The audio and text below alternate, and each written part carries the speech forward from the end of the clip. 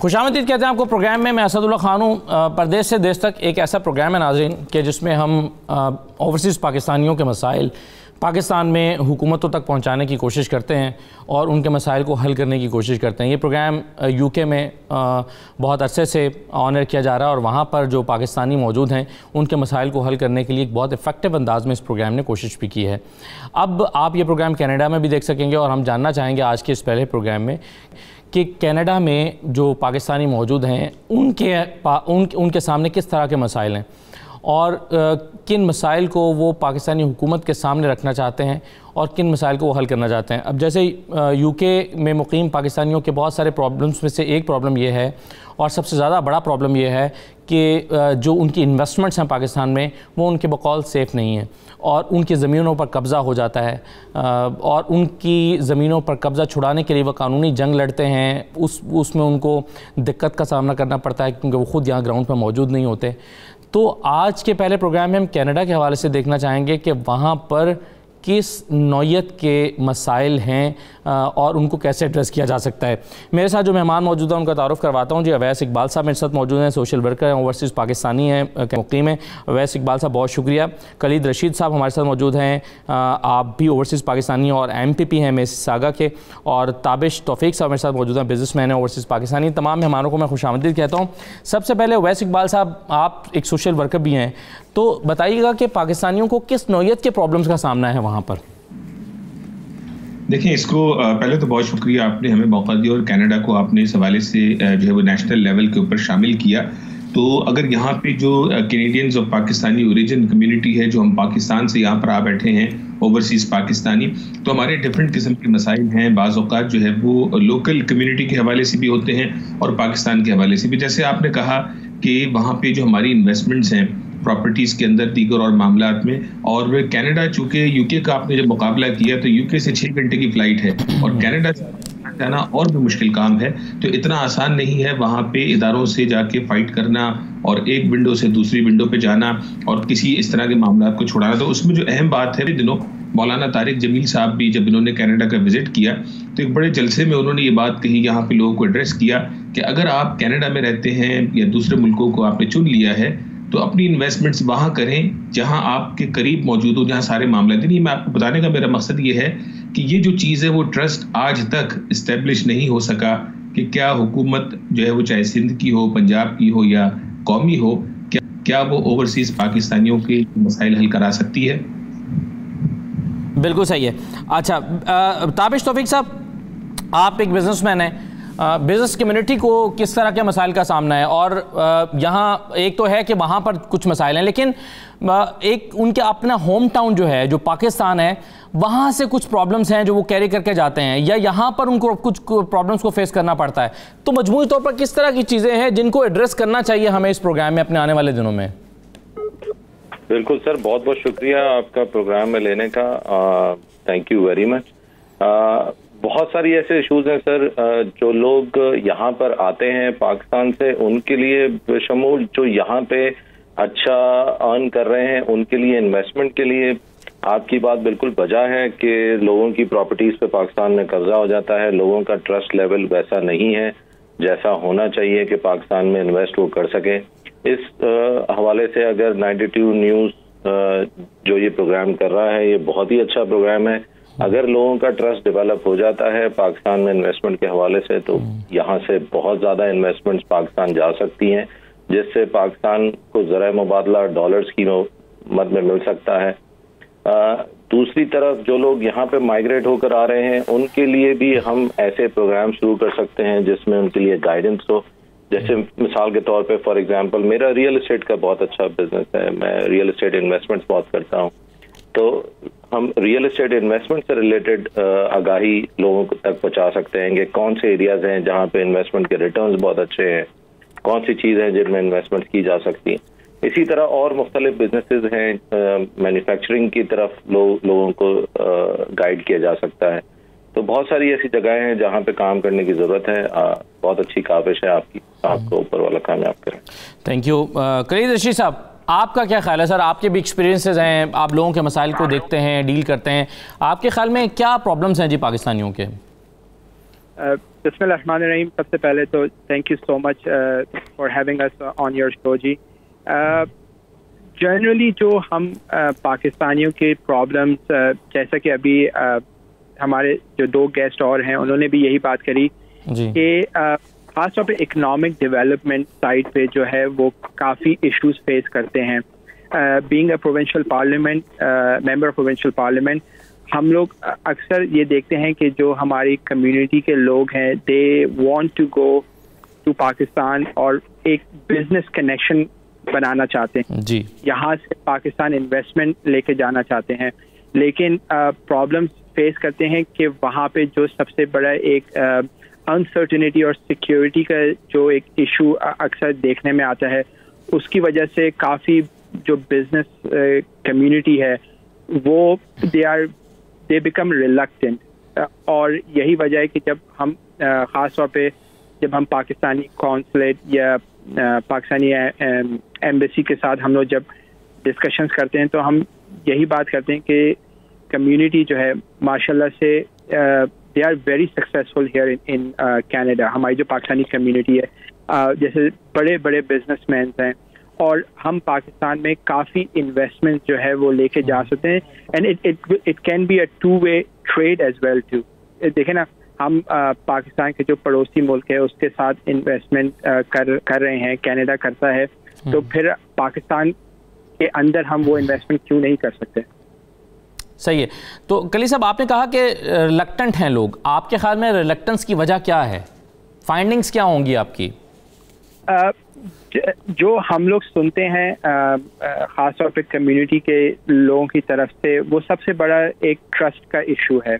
जैसा आपने अपने प्रोग्राम के शुरू में कहा कि यूके के अंदर जब आप ये शो कर रहे हैं तो लोग कहते हैं कि अगर हम पाकिस्तान में हमारी जो इन्वेस्टमेंट्स है whether they are going to be secured और नॉट, ये एक सबसे बड़ा इशू जो है।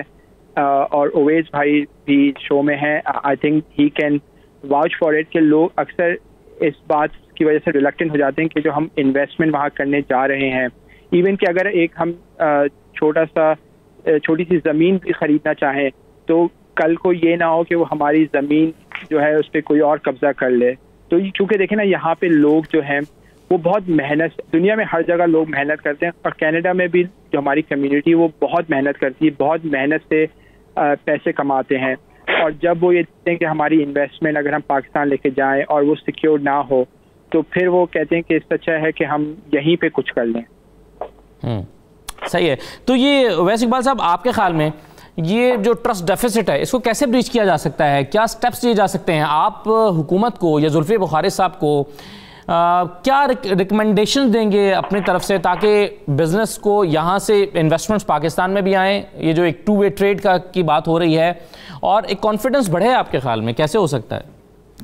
देखिए, बड़ा इसका आसान तरीका है। ये सिर्फ तब ही मुमकिन है जब एक्शंस के जरिए जो है वो ये चीज़ प्रूव की जाए। अब अगर हम पाकिस्तान की तरफ देखते हैं और वज़ीर आज़म इमरान खान और उनकी टीम और जो मुल्क को दरपेश मसाइल हैं उनको देखते हैं तो ऐसा लगता है कि जो हमारे मुल्क के इंटरनल मसाइल हैं अगर वो उनसे ही निमट जाए तो बड़ी बात होगी, तो ओवरसीज तो वैसे ही लिस्ट में सबसे आखिर में आता है। तो अगर जुल्फी बुखारी साहब इस पे इंटरेस्ट रखते हैं तो जो है वो रेगुलरली, जिस तरह 92 HD की ये एफर्ट है, अगर आपने यूके के जो मसाइल हल किए, इसी तरह कनाडा से जो आपको फाइलें मिलना शुरू होंगी, जब वो मसाइल हकीकी माना में हल होना शुरू होंगे तो ही मुमकिन है कि ये कॉन्फिडेंस जो है वो डेवलप होना शुरू हो। लेकिन सवाल ये होगा, साल 2 साल बाद जब इमरान खान साहब की हुकूमत का जब वक्त पूरा होगा तो उसके बाद फिर क्या होगा? तो ये जो कंटिन्यूएशन है ना, जैसे आप देखें चाइना ने CPEC पे आर्मी से जो है वो गारंटी मांगी, इतना बड़ा मनसूबा है, तो हमारे यहाँ लोग आर्मी की तरफ देखते हैं, हमारे यहाँ हुकूमतें तब्दील हो जाती हैं और उसके बाद मैंडेट्स बदल जाते हैं और मामला बदल जाते हैं। अगर आप इजाजत दें तो मैं एक और सेंसिटिव इशू है जी हमारी का, वो मैं बताना चाहूंगा, खास तौर पे जो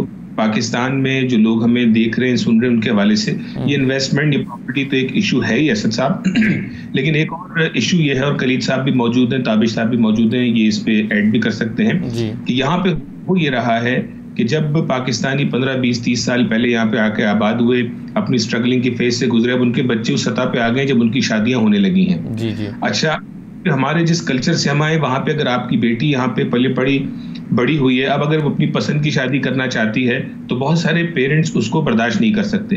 तो ऐसे में हमने कुछ केसेस ऐसे भी देखे कि जहाँ पे पेरेंट्स ने अपनी बच्चियों को पाकिस्तान घुमाने फिराने की जो है वो कहानी करके तो पाकिस्तान लेकर के गए और वहां पे अपने भाई के बेटे से या चची की बेटी से जिससे भी वहां पे उनकी शादी कर दी बगैर बताए। वो फोर्स्ड मैरिजेस हो गई। अब वो बच्चियां जो कैनेडियन सिटीजन हैं उनको फोर्सफुली पाकिस्तान ले जाया गया, वहां उनकी शादी करा दी गई। फिर कुछ ऐसे भी केसेस देखे, फिर यहाँ पे हुकूमत की मदद से, कैनेडियन गवर्नमेंट की मदद से उन लड़कियों को वहां से वापस लाया गया क्योंकि उनकी इंटेंशंस नहीं थी। तो पैगाम मेरा ये कि सिर्फ ये नहीं कि हमें पाकिस्तान से ही हल चाहिए, हमारे अपने इश्यूज भी। तो वो पेरेंट्स जब यहाँ पे किसी के साथ शादी का मामला तय हो तो इसकी भरपूर छानबीन करें कि ऐसा तो नहीं है कि बच्ची को जबरदस्ती पाकिस्तान लाके शादी करा दी गई है, बाद में दोनों खानदानों के लिए बहुत सारी मुश्किलात क्रिएट होती हैं।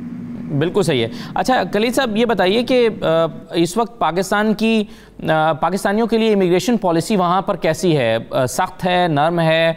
बहुत सारे लोग जो यहाँ से जाकर वहाँ पढ़ना चाहते हैं, जॉब करना चाहते हैं या वहाँ मुस्तकिल रिहाइश इख्तियार करना चाहते हैं, आप क्या उन्हें इनवाइट करेंगे? आप समझते हैं कि ये उनके लिए आसान है? किन चैलेंजेस का उनको सामना है? कैसे आप एडवाइस करेंगे उन लोगों को? जी हाँ, तो बेसिकली जो एक सबसे बड़ा चैलेंज है वो क्योंकि जो हमारी कॉन्सुलेट्स हैं, बोथ पाकिस्तानी और Canadian consulate, they have to have a relationship जहाँ पे ये लोग एक कॉन्फिडेंस बिल्ड करें कि जो पाकिस्तानी स्टूडेंट्स जो हैं वो कैनेडियन यूनिवर्सिटीज़ के लिए जो अप्लाई कर रहे हैं, they are going to come to Canada, they are going to study and they are going to become part of the system here. अक्सर हम देखते हैं कि अगेन जो हमारे पाकिस्तान के जो पड़ोसी मुल्क है इंडिया, वहाँ से बहुत स्टूडेंट्स जो हैं वो यहाँ कनाडा में और ख़ास तौर पे ओंटारियो प्रोविंस के अंदर आ रहे हैं। और उसकी वजह ये है कि एक जो दोनों कंट्रीज का एक जो कॉन्फिडेंस बिल्ड हुआ है कि वहाँ से जो स्टूडेंट्स आ रहे हैं they are going to study here, और वो खास तौर पे इतनी इन्वेस्टमेंट लेकर आ रहे हैं कि they are not going to be a burden on the system और on the society here in Canada. तो अगर हमारी कॉन्सुलेट्स जो है दोनों साइड्स की या एम्बेसीज जो हैं दे वर्क टुगेदर, इंशाल्लाह उम्मीद है कि पाकिस्तानी स्टूडेंट्स जो हैं वो भी बहुत ज़्यादा तादाद में यहाँ पे आना शुरू होंगे। लेकिन अगेन वही बात आ जाती है कि ट्रस्ट एंड कॉन्फिडेंस बिल्ड करना है। ठीक है। अच्छा राइट, सॉरी जी जी जी जी जी कि 2018 में कनाडा ने एक सिस्टम शुरू किया था, उसका नाम था SDS, स्टूडेंट डायरेक्ट स्ट्रीम, जिसके तहत 4 ममालिक को स्पेशल एक्सेस दिया गया था, चाइना, इंडिया, फिलीपींस और वियतनाम। उसके बाद जब ये हुआ तो इंडिया से बड़ी तादाद में स्टूडेंट्स आने शुरू हो गए। तो यहाँ पे जो पाकिस्तानी कम्युनिटी है उसने गवर्नमेंट को लॉबी करना शुरू किया। हमारे मेंबर ऑफ पार्लियामेंट इकरा खालिद साहिबा, सलमा जाहिद साहिबा, अदनान बशीर साहब, बिजनेसमैन, दीगर मीडिया के लोग और बहुत सारी जो है वो लोगों ने मिलके इसे इन्फ्लुएंस किया। तो 2019 जुलाई में जो हमारे इमिग्रेशन मिनिस्टर हैं अहमद हुसैन साहब, उन्होंने पाकिस्तान को भी उस स्टूडेंट डायरेक्ट स्ट्रीम का हिस्सा बना दिया। अब 5 ममालिक हैं दुनिया भर में कि जहां से स्टूडेंट जो है वो फास्ट ट्रैक जरिए 3 हफ्ते के अंदर आपको स्टूडेंट वीजा मिल सकता है अगर आप वो रिक्वायरमेंट्स पूरी कर दें। पहले पाकिस्तान का गालिबन 90 से 90% से ज्यादा रिजेक्शन रेट था पाकिस्तानी स्टूडेंट्स के लिए। यूनिवर्सिटीज एडमिशन दे देती थी लेकिन वीजे के लिए आप अप्लाई करें तो वीजा रिफ्यूज हो जाता था।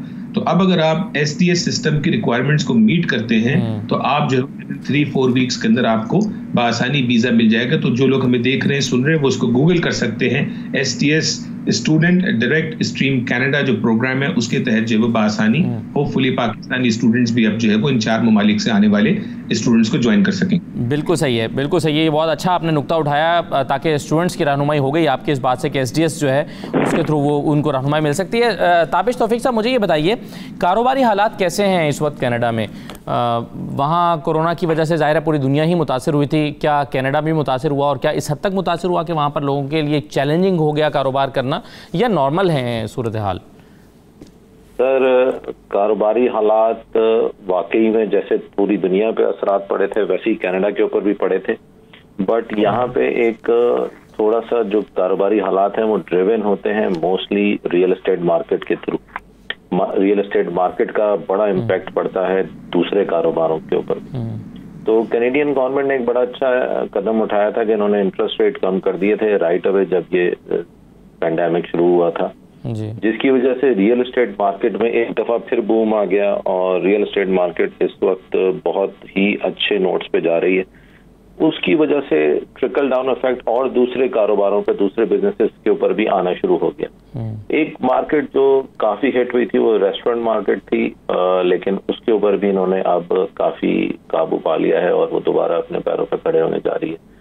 फूड बिजनेस दोबारा से अच्छा होता जा रहा है। एक छोटी सी बात मैं कहना चाहूंगा, ये जो ओवैस साहब ने एक बात की है, बड़ी अच्छी बात की इन्होंने STS के बारे में। इसके ऊपर तो पूरा एक प्रोग्राम 92 चैनल को करना चाहिए जिसके ऊपर वो आगाही लोगों तक पहुंचाई जाए, नए स्टूडेंट्स तक पहुंचाई जाए। क्योंकि जब जैसे हम कारोबारी दुनिया से हमारा ताल्लुक है, हम रियल एस्टेट से हमारा ताल्लुक है, हम जब देखते हैं यहाँ पे दूसरी कम्युनिटीज, खासतौर पे Indian community, they are very much into it. उनके स्टूडेंट्स हजारों की तादाद में हर साल यहाँ पे आ रहे हैं। उनके स्टूडेंट्स, उनका यहाँ पे एक प्रॉपर चैनल है, नेटवर्क है, जिसके थ्रू लोग एक प्रोसेस के थ्रू स्टूडेंट और फिर वर्क परमिट और फिर इमिग्रेशन की तरफ जाते हैं। वेरएज़ हमारे पाकिस्तान से स्टूडेंट्स सैकड़ों की तादाद में भी नहीं आ रहे। जब हम सेम प्रोग्राम का हिस्सा हैं, पाकिस्तान उसमें शामिल है, तो इसकी आगाही बहुत होनी चाहिए, बहुत अच्छे लेवल पे होनी चाहिए। बिल्कुल आपने सही तजवीज़ किया कि इस पर हमें प्रोग्राम हम प्लान कर सकते हैं और हम इस पर ज़रूर करेंगे प्रोग्राम, और ताकि जान सकें कि प्रॉब्लम्स क्या हैं और इसको कम, मतलब ये वजह क्या है कि सैकड़ों में भी लोग नहीं जा रहे और इस तादाद को कैसे बढ़ाया जा सकता है। एक छोटा सा ब्रेक ले लेते हैं, कुछ और चीज़ें उस पर बात हमारे साथ रहेगी।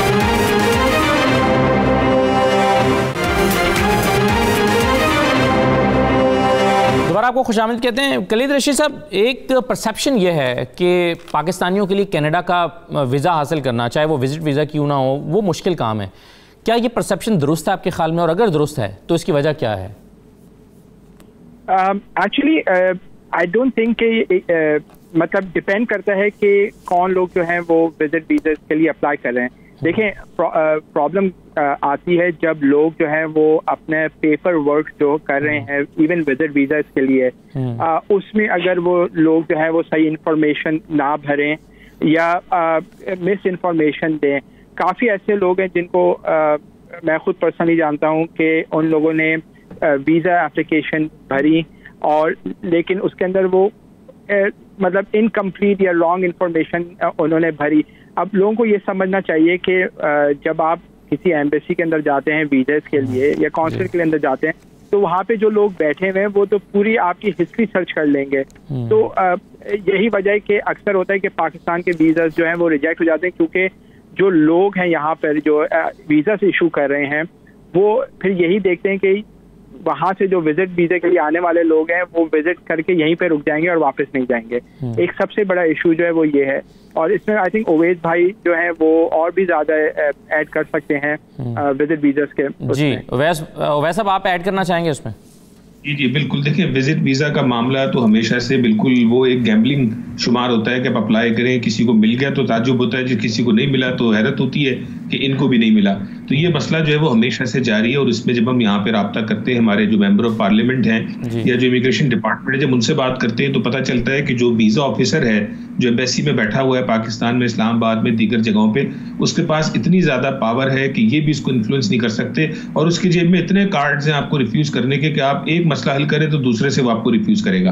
तो जैसे कली साहब ने कहा, उसमें ये कि जो लोग कनाडा का वीज़ा अप्लाई करना चाहते हैं, खासतौर पर विजिटर वीज़ा, तो उनके जो यहाँ पे जो रिलेटिव्स मौजूद हैं उनकी प्रॉपर डॉक्यूमेंटेशन, उनका जो है वो यहाँ से सारी चीज़ों को सही से बना के भेजना, और उसके बाद भी एंड में वो लक के ऊपर ही मामला आप करेगा। और ये मामला गालिबन शायद कभी भी जो है वो मुकम्मल स्ट्रीमलाइन होने वाला नहीं, कि कुछ रियलिटीज़ ऐसी हैं कि जिनको हमें भी मद्देनजर रखना होगा कि हमारे यहाँ बहुत सारे जो है वो केसेस के अंदर जो है वो फॉल्स इन्फॉर्मेशन भी डाली जाती है, ठीक है, जाली डॉक्यूमेंट्स भी लगाए जाते हैं, और हम सब जानते हैं कि हमारे यहाँ पे ऐसे मामलात होते हैं। जब तक वो यानी हम ज्यादा वजन हमारा उस तरफ हो जाता है इन लोगों की निगाह में, जब तक वो बैलेंस जो है वो दोबारा से वापस नहीं आएगा कि पाकिस्तान में रहने वाले भी ज़ाहिर अच्छे लोग हैं और सच बोलने वाले लोग हैं, और यहाँ पे आके अपने विजिट से वापस जाने वाले लोग भी हैं। तो इसमें एक टाइम टेकिंग प्रोसेस है, आहिस्ता आहिस्ता जो है वो हम इम्प्रूवमेंट देख रहे हैं, लेकिन लार्जर स्केल में इट विल टेक टाइम।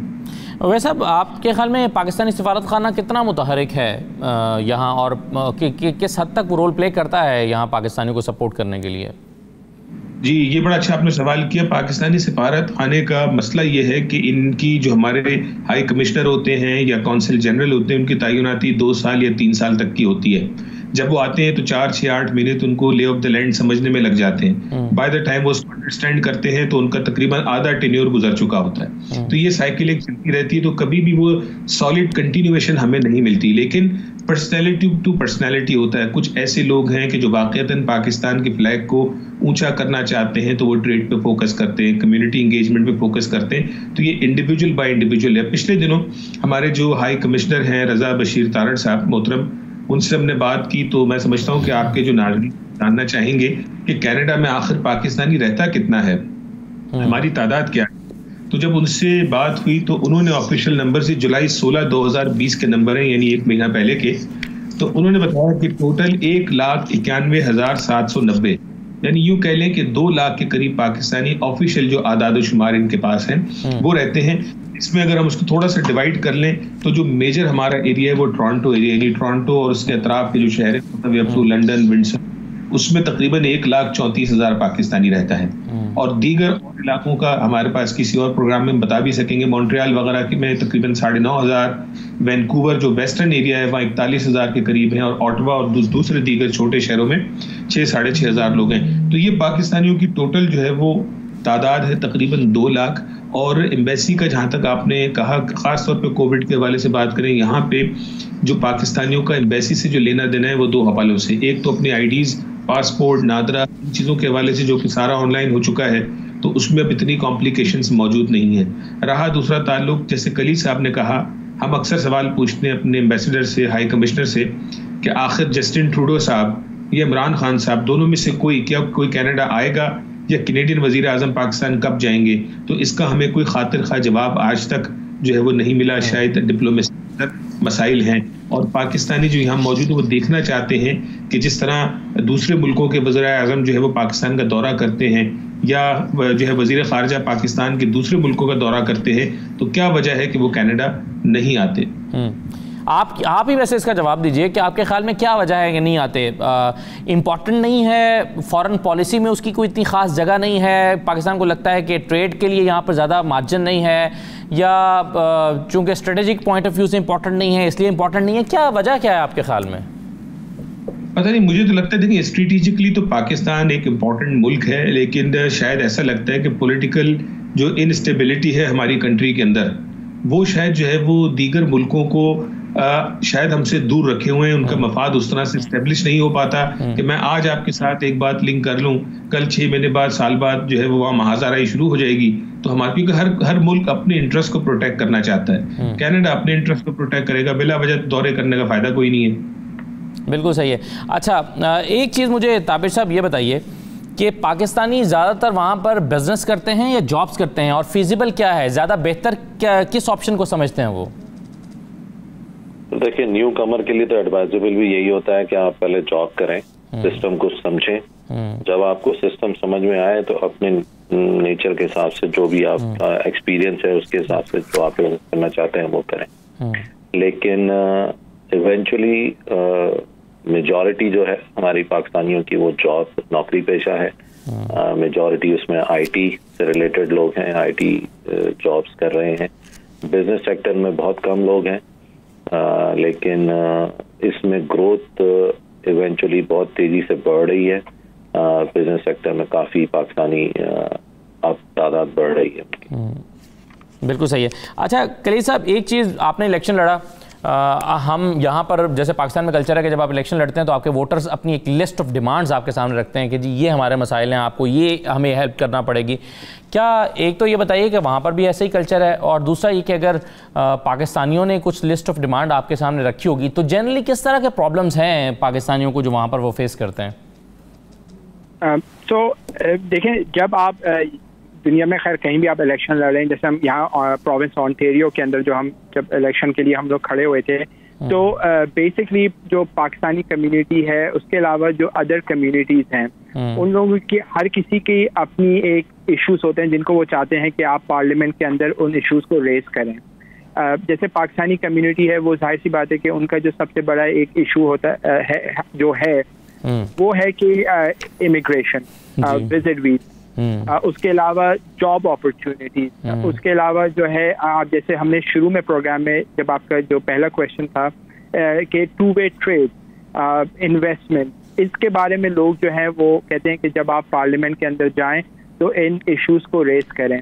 अब जैसे कि अभी ऑन्टेरियो प्रोविंशियल पार्लियामेंट के अंदर जो है वो मैं वाहिद पाकिस्तानी हूँ गवर्नमेंट की साइट पे, तो जब हम टेबल पे बैठे हुए होते हैं और पॉलिसी डिस्कस हो रही होती हैं, तो मैं हमेशा जो है वो इन्वेस्टमेंट और ट्रस्ट ट्रेड के बारे में पाकिस्तान के साथ ऑन्टेरियो प्रोविंस की बात हमेशा रेज करता हूँ। तो और चूंकि वजह यही है कि हम चाहते हैं कि पाकिस्तान का और कनाडा पर खास तौर पे ऑन्टेरियो प्रोविंस का ट्रेड स्टार्ट हो, ताकि इससे जॉब अपॉर्चुनिटीज भी और क्रिएट होंगी और हमारी कम्युनिटी जो पाकिस्तानी कम्युनिटी है they are going to thrive इंशाल्लाह। राइट सर, एक छोटा सा मैं ब्रेक ले लूँ, प्रोग्राम में पहलू है इस पर बात करते हैं, एक छोटा सा ब्रेक लेकर वापस आते हैं।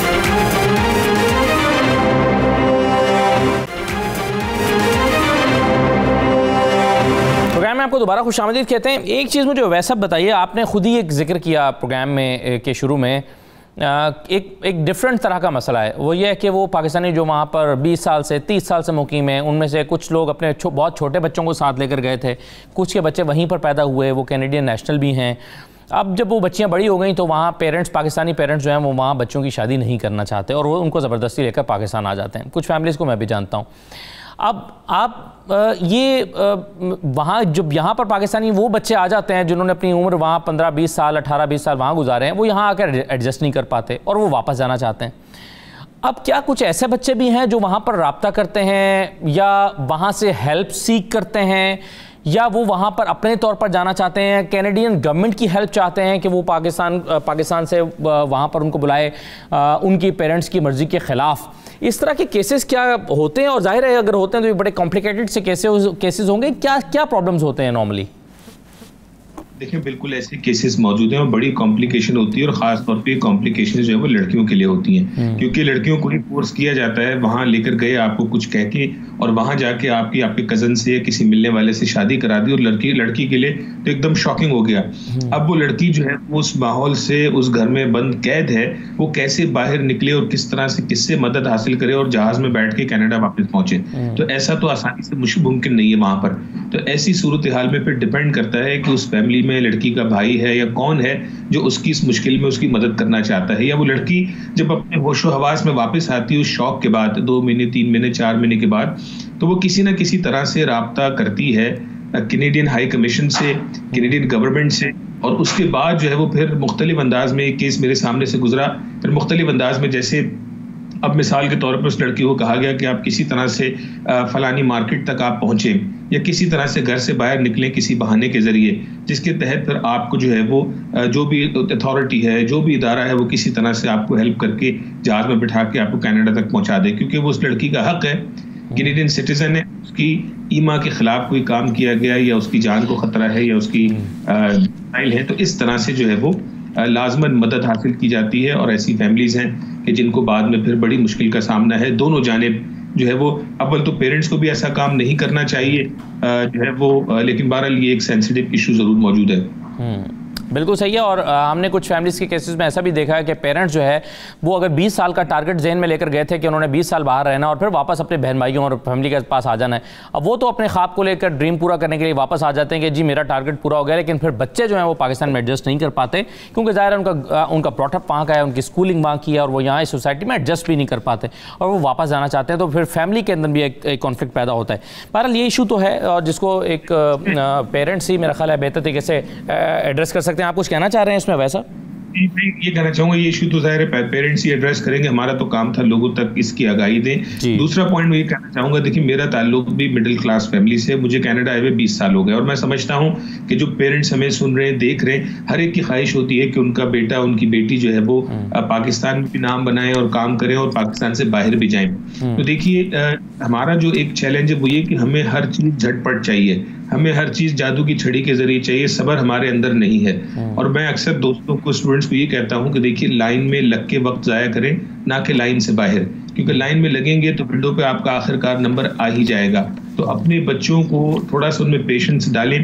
कनाडा आज भी जो है वो इमिग्रेंट्स को वेलकम कर रहा है और हकीकी माना में लैंड ऑफ अपॉर्चुनिटी है। और मैं तो चाहता हूं कि हर मिडिल क्लास का एक बंदा पाकिस्तान से बाहर निकले, ताकि वो अपने मुल्क को भी और अपनी फैमिली को भी सपोर्ट कर सके, और निकल के पाकिस्तान में रहने वालों को एक और सीट जो है वो मैसर आए किसी भी मैदान के अंदर। ये जो इल्यूजन है ब्रेन ड्रेन का, कि पाकिस्तान से लोग चले जाते हैं, ब्रेन ड्रेन होता है, बिलीव करें कि मैं तो इसको मानता ही नहीं। ये ख्याली गुफ्तगू है। पाकिस्तान में ना तो इतनी अपॉर्चुनिटीज है कि आप सारे लोगों को मौका दे सके, तो बेहतर है जो बाहर निकलेगा दूसरे के लिए जगह बनाते हुए बाहर निकलेगा। बिल्कुल सही है। ताबिश साहब, अभी एक टर्म इस्तेमाल की वैसा साहब ने कहा कि लैंड ऑफ अपॉर्चुनिटीज़ है कनाडा। अब भी आपके ख्याल में किन जगहों पर ज़्यादा स्कोप है पाकिस्तानियों के लिए? जैसे बिजनेस में क्या अपॉर्चुनिटीज़ हैं, किन एरियाज़ में पाकिस्तानीज़ को अपनी एक्सपर्टीज़ डेवलप करना चाहिए अगर वो फ्यूचर में कनाडा में बिजनेस करना चाहते हैं, और इसी तरह से अगर वो वहाँ जाकर जॉब करने का इरादा रखते हैं तो क्या स्किल्स उनके पास होनी चाहिए? क्या किन शोबों में उनको अपनी स्किल्स डेवलप करके वहाँ पर जाने के लिए कोशिश करनी चाहिए? बेशक सर, नो डाउट, इसमें कोई दो राय नहीं है कि कनाडा एक लैंड ऑफ अपॉर्चुनिटीज़ है, और even north America is a land of opportunity. पाकिस्तानियों के लिए सर देखें, यहाँ पे जो है ना, आपकी इट डिपेंड्स कि आपकी क्या फील्ड है, आपका एक्सपीरियंस किस फील्ड में है। आप किसी भी फील्ड में चले जाएं, अगर आप मेहनत करेंगे, आप ईमानदारी से काम करेंगे, यहाँ पे जो सक्सेस रेट है वो बहुत अच्छा है। मैंने देखा है रेस्टोरेंट बिजनेसेस में भी लोग बहुत तेजी से और बहुत ऊपर गए हैं। बहुत अच्छे अच्छे नाम हैं पाकिस्तानी रेस्टोरेंट्स के, जिन्होंने बहुत स्पीडी उनकी ग्रोथ रेट है। इसी तरह मैन्युफैक्चरिंग में भी है, इंपोर्ट एंड एक्सपोर्ट में भी है, इसी तरह गाड़ियों की कार सेल्स में भी है, ट्रकिंग लाइन में भी है, यू नेम इट। ट्रेड्स हैं मुख्तलिफ, उसमें बहुत सारे लोग बहुत जल्दी से ग्रो करते हैं। बट मेहनत शर्त है, जितनी मेहनत आप कर रहे हैं, ऑनेस्टी, तो जो जिस तरह से पाकिस्तान में आप मेहनत कर रहे हैं, सेम मेहनत अगर यहाँ पे की जाती है तो वो उसका रिजल्ट यहाँ पे बहुत अच्छा और तेजी से मिलता है। बिल्कुल सही है। यही सवाल अगर मैं कलीद साहब आपके सामने रखूं तो आप क्या कहेंगे इस पर? जी, मैं एक्चुअली जैसे अभी ओवैस साहब और ताबिश साहब ने कहा, आई एग्री विद देम 100%। असल में होता क्या है कि जब लोग पाकिस्तान से या किसी और कंट्री से भी आते हैं तो उनका जो एक्सपेक्टेशन लेवल होता है वो बहुत ही थ्रू द रूफ होता है। अब मैं कई लोगों से, ऐसे लोगों से मिला हूँ जो कि पाकिस्तान से यहाँ आए हैं and they were in very good position, high positions in Pakistan, banks के एग्जीक्यूटिव्स थे, और उनका ये होता है कि हम यहाँ पर आए हैं तो हम यहाँ पे किसी बैंक के डायरेक्टली जैसे एग्जीक्यूटिव ही लग जाएंगे। ऐसा नहीं होता है। यहाँ पे जब आप आते हैं तो आप पहले यहाँ का सिस्टम सीखते हैं, और लोगों, आप किसी भी मुल्क चले जाएं, इवन आप यूके चले जाएं, यूएस चले जाएं, पहले आपको वहाँ का सिस्टम सीखना होता है। और जैसा कि अभी आपने कहा, ओवैस साहब ने कहा था कि लैंड ऑफ अपॉर्चुनिटीज, बिल्कुल, जब लोग यहाँ पर आते हैं इमिग्रेट करके तो थोड़ी सी स्ट्रगल होती है शुरू में, जैसे कि शुरू के 3 से 6 महीने या अक्सर कभी कभी 1 साल लग जाता है स्ट्रगल में। लेकिन जब आप एक सिस्टम का हिस्सा बन जाते हैं, देन जो देयर आर नो लिमिट्स। और मैंने खुद देखा है कि कई ऐसे लोग हैं और जो इमिग्रेट करके पाकिस्तान से कनाडा आए हैं और अब माशाल्लाह से they are like in very high position. हमारे यहाँ पे कुछ ऐसे बिजनेसमैन हैं जो पाकिस्तान से यहाँ आए, शुरू में स्ट्रगल करी, और आज जो है वो तकरीबन millions and millions of dollars के वो बिजनेस कर रहे हैं। तो टू ओवैस साहब पॉइंट, लैंड ऑफ अपॉर्चुनिटी, लेकिन आपको थोड़ा सा ओपन माइंड होना पड़ेगा और थोड़ी सी स्ट्रगल के लिए रेडी होना पड़ेगा। एयरपोर्ट पे उतरते ही आपको एग्जीक्यूटिव या हाई लेवल की जॉब नहीं मिलेगी। बिल्कुल सही है। मैं ऐसा एक छोटा सा ब्रेक ले लूँ मैं, और ये जो कहा गया कि सिस्टम सीखना पड़ता है कि आप जाएं, सिस्टम सीखने के लिए क्या करना पड़ता है? क्या कि ये एक ऑप्शन है कि अगर आप वहाँ पर मूव कर रहे हैं, आप कुछ बुनियादी तालीम पहले से हासिल करके आ जाएं, या फिर वहाँ पर आपको एनवायरनमेंट में रहते हुए ये चीज़ें समझना पड़ेंगी, या दोनों चीज़ें हो सकती हैं? एक छोटा सा ब्रेक ले लेते हैं ये, और इससे से 1-2-3 और सवाल हम करेंगे। एक मुख्तसर ब्रेक के बाद वापस आते हैं।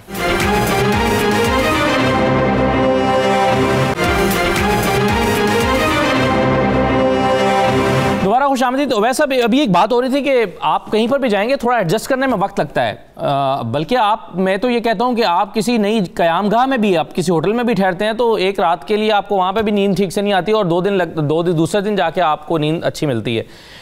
तो नए एनवायरनमेंट में एडजस्ट तो करना पड़ता है। किसी नए दफ्तर में, एक ही शहर में रहते हुए नए दफ्तर में जॉब करेंगे तो कुछ दिन समझना पड़ेगा उसके सिस्टम को, ये बात तो बिल्कुल ठीक है। लेकिन क्या हम स्मार्टली ऐसे कर सकते हैं कि जो लोग विजिट पे जा रहे हैं या जॉब के लिए जा रहे हैं वो या बिजनेस प्लान करके जा रहे हैं, कुछ बुनियादी तालीम पहले से हासिल करके आ जाएं ताकि वो जल्दी वहाँ पर चीज़ों को सीख जाएँ? क्या ये मुमकिन होता है?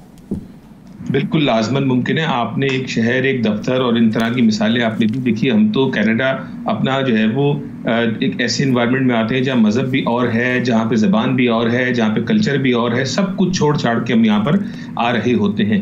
देखिए कॉन्सेप्ट है जो चूंकि उसको अगर इस्लामिक लेंस से भी देखा जाए, कुरान करीम में भी अल्लाह ने इरशाद फरमाया कि हर इल्म वाले के ऊपर एक इल्म वाला है।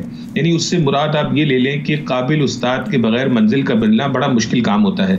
तो होता ही है कि हमारे लोग समझते हैं कि हमें हर चीज़ का पता है, ऐसा नहीं होता। आपको क्वालिफाइड जो है वो मेंटर्स चाहिए हैं, ऐसे लोग चाहिए जो अपनी स्टोरी भी आपके साथ सिंसियरिटी के साथ शेयर करें, आपकी हैंड होल्डिंग करें। वरना होता यह है कि अगर आप किसी चीज़ की प्रेपरेशन पहले करते हैं, आपने अपने जहन से किया लेकिन आपने वक्त और पैसा तो लगा दिया, बाद में पता चला कि मुझे राइट नहीं लेफ्ट जाना चाहिए था या लेफ्ट नहीं राइट जाना चाहिए था, ऐसे में फिर होता ही है कि फिर आप यहाँ पे कनाडा में कैनेडियन सिस्टम को बुरा भला कहते हैं, फिर आप कहते हैं यहाँ जॉब्स नहीं है, यहाँ ये मसाइल है। आप उस चीज़ को नहीं देखते कि आपने गाइडेंस किसी से ली थी, अगर ली थी तो किससे ली थी और उस पर आपने अमल कैसे किया। तो मैं समझता हूँ कि बहुत सारे लोग 5 साल 10 साल ठोकरें खा के सीखते, लेकिन ज़रूरत इस अमर की है कि ऐसे लोगों को तलाश किया जाए कि जिनसे आपको सही गाइडेंस मिले और आपका जो है वो सफ़र आसान हो जाए। साथ ही साथ मैं ये कहना चाहूँगा जनाब कि हम कैनेडियन जो हमारे फेलो कैनेडियंस हैं उनका भी हम शुक्रिया अदा करते हैं, इसलिए कि जब आप देखें कि कराची में अगर लाहौर से, लाड़काना से, सक्खर से, साहिवाल से भी कोई आ जाए या कराची वाला पंजाब चला जाए तो वहाँ हमारे मुल्क में ही हमारी एक्सेप्टेंस बड़ी मुश्किल से होती है। तो इन्होंने तो हमें डिफरेंट ज़बान, डिफरेंट कलर, डिफरेंट मज़हब, हर चीज़ के साथ जो है वो हमें यहाँ पे हर तरह से कम्पीट करने का मौका फराहम किया। हम यहाँ पे ये कहते हैं कि Pakistan is our foundation and Canada is our sky scraper. हमें तालीम पाकिस्तान ने दी, हमारी अपब्रिंगिंग पाकिस्तान ने की और यहाँ हर मैदान के अंदर हम जो है वो डट के कम्पीट करते हैं। खलील साहब ने भी कहा, ताबिश साहब ने भी कहा, हर मैदान में आपको बड़े ज़बरदस्त सक्सेसफुल पाकिस्तानीज़ यहाँ पर मिलेंगे। सही है। अच्छा खलील साहब, अभी एक सवाल पहले मैंने उवैस साहब से किया था कुछ देर पहले और मैंने उनसे पूछा था कि पाकिस्तानी सफारत खाना कितना मुतहरिक है, और जाहिर है उसके मुतहरिक होने का बड़ा इंपॉर्टेंट रोल होता है। आपके ख्याल में पाकिस्तानियों को, पाकिस्तानी शहरियों को और सफारत खाने को ज़्यादा करीब लाने के लिए क्या किया जा सकता है, और जो मुंतखब नुमाइंदे हैं क्या वो कोई रोल प्ले कर सकते हैं, वो आवाज़ बन सकते हैं पाकिस्तानियों के सफारत खाने के लिए? क्योंकि ज़ाहिर है एक आम शख्स को उस तरह से एंटरटेन करना मुश्किल होता है और एक प्रोमिनेंट फिगर को या उनके एक नुमाइंदे को अटेंड करके उसकी बात को सुनना, उसका मार्जिन ज़्यादा होता है। तो क्या आपका कोई किरदार है इसमें, या हो सकता है, या उसको बढ़ाया जा सकता है, पाकिस्तानियों की आवाज़ आप सफारत खाने तक या मुतल्लिका हलकों तक पहुँचाएँ? जी हाँ, बिल्कुल। जैसा कि हम लोग जो है वो यहाँ पे टोरंटो के अंदर जो कॉन्सुलेट है, चूँकि हम लोग यहाँ टोरंटो के अंदर रहते हैं और चूँकि मैं इस प्रोविंस को रिप्रेजेंट भी करता हूँ, तो जो मेरा सबसे एक इम्पॉर्टेंट रोल है वो ये कि मैं कॉन्सुलेट जनरल ऑफ जो पाकिस्तान की जो है यहाँ टोरंटो के अंदर, उनके साथ जो है कांस्टेंट कम्युनिकेशन और जो लोगों के इश्यूज हैं, जैसे कि इवन के पासपोर्ट का इशू हो गया, नादरा का इशू हो गया, या अगर आपको कैनेडियन पासपोर्ट पे आपको वीज़ा चाहिए, या जो पाकिस्तानी जो हैं बिजनेसमैन जो हैं जो कि पाकिस्तान के अंदर इन्वेस्टमेंट करना चाह रहे हैं, तो basically I play a role of a bridge builder between the consulate general and the individual who is looking for some services. और उसके अलावा जो है हमारी कोशिश होती है कि हम जो भी इश्यूज हैं, देखिए आप 100% इश्यूज तो कभी भी रिजॉल्व नहीं कर सकते, लेकिन जहां तक मुमकिन हो सकता है पाकिस्तानियों की जो भी मदद हो सकती है उसके लिए हम काउंसलेट जनरल जो है उनके साथ कम्युनिकेट करते हैं और कोशिश करते हैं कि लोगों के इश्यूज जो हैं वो हल हो जाएं। लेकिन जैसा कि उवैस साहब ने आपके इस क्वेश्चन में कहा था कि यहाँ पे चूँकि काउंसलेट जनरल या जो हमारे एम्बेसी के हाई कमिश्नर है वो इतनी स्पीड से चेंज होते हैं कि आप जब किसी के साथ रिलेशनशिप बनाते हैं तो दूसरे दिन पता चलता है कि जी वो आप जिनके साथ आपने रिलेशन बनाया था वो अब वहाँ मौजूद नहीं है, आप कोई एक नए रिप्रेजेंटेटिव आ गए हैं। तो जब आप कोई एक कम्युनिकेशन करना चाहते हैं, एक रिलेशनशिप बनाना चाहते हैं, उसके लिए आपको एक लॉन्ग स्टैंडिंग रिलेशनशिप की ज़रूरत होती है, और वो एक सबसे बड़ा एक इशू है यहाँ पर जिसको हम अक्सर फेस करते हैं। जी बहुत शुक्रिया खलीद रशीद साहब, बहुत आपने पाकिस्तान के लिए बहुत मुफीद बातें की। आई एम श्योर कि बहुत सारे लोगों को अवेयरनेस मिली होगी, बहुत सारे लोगों को हौसला मिला होगा, वैसा आपने भी। और ताबिश तौफीक साहब आपका भी बहुत शुक्रिया, आप सबकी कंट्रीब्यूशन बहुत ज़बरदस्त है इस प्रोग्राम में, मैं आपका शुक्रिया अदा करना चाहूँगा। इसके साथ ही मुझे इजाज़त दीजिएगा, अल्लाह हाफ़िज़।